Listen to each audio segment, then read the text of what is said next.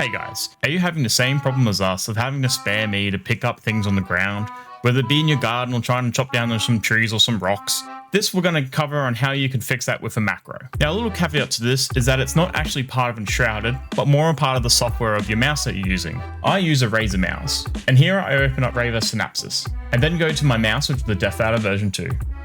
I then find which button that's not equipped to anything, which is going to be the front mouse button on the side, and then I go to the keyboard.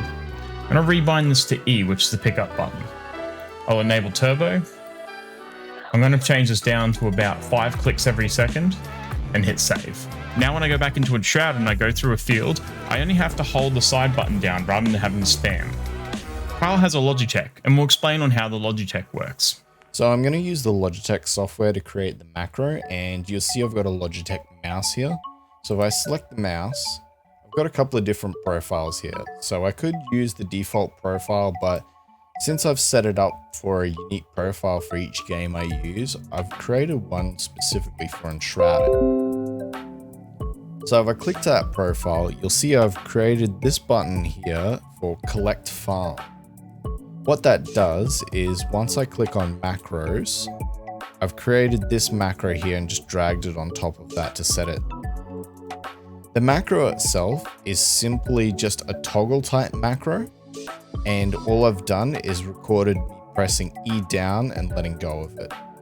So now when it's toggled, all it'll do is keep mashing the E button for me every 50 milliseconds.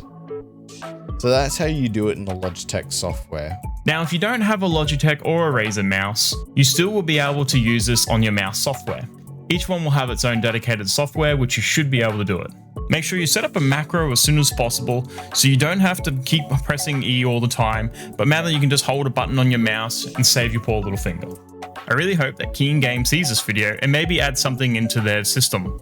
Make sure you hit like and make sure you type into the comments @Keen Games, please see this. Together as a community, we can try and push them to add this sort of feature to it. But also remember to be part of their Discord and add your 2 cents in there on what they can add in.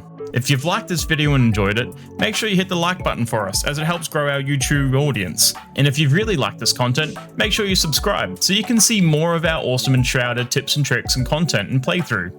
Now that you've made it to the end of the video, check out our little secret here of having to earn 750 scrap metals in 1 hour with this simple trick. Or maybe check out our other content here. Until the next time, see you then.